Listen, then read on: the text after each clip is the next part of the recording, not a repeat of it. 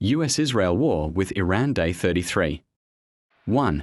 President Trump addressed the nation last night. In a primetime speech from the White House, Trump said that core strategic objectives are nearing completion and that Iran is really no longer a threat.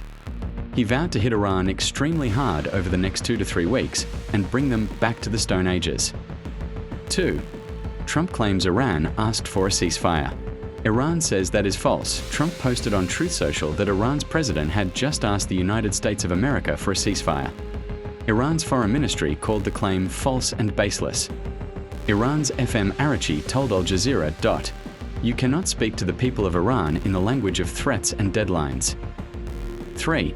Trump is strongly considering pulling the US out of NATO. In an interview with Britain's Telegraph, Trump called NATO a paper tiger and said he is absolutely considering withdrawing from the 77-year-old alliance after NATO members refuse to join the war or help reopen the Strait of Hormuz. NATO Secretary General Mark Rutte will visit the White House next week. 4. Iran struck Amazon's cloud infrastructure in Bahrain. Again, Iranian missiles hit Batelco, Bahrain's largest telecom company in Ramallah, which hosts Amazon Web Services infrastructure. AWS Bahrain is down.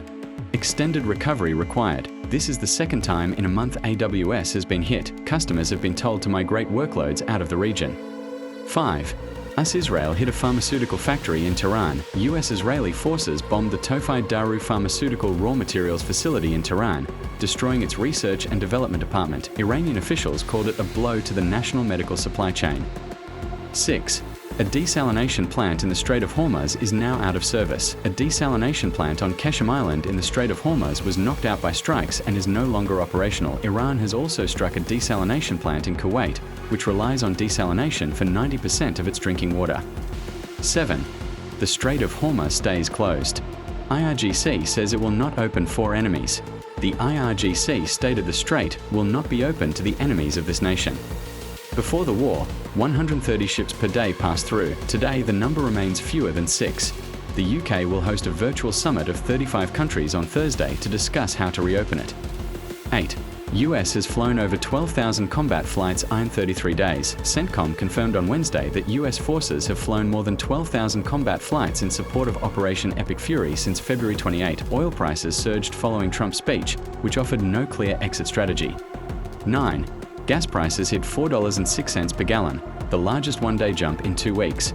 The average US gas price jumped nearly 5 cents in a single day to $4.06 per gallon, according to AAA, the largest one-day move in more than 2 weeks. WTI crude remains above $100 per barrel.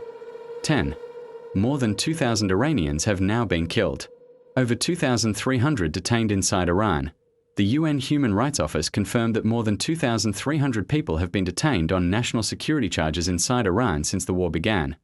The UN warned that vague security claims are being used to further repress minorities and marginalized groups and called for an immediate stop to executions.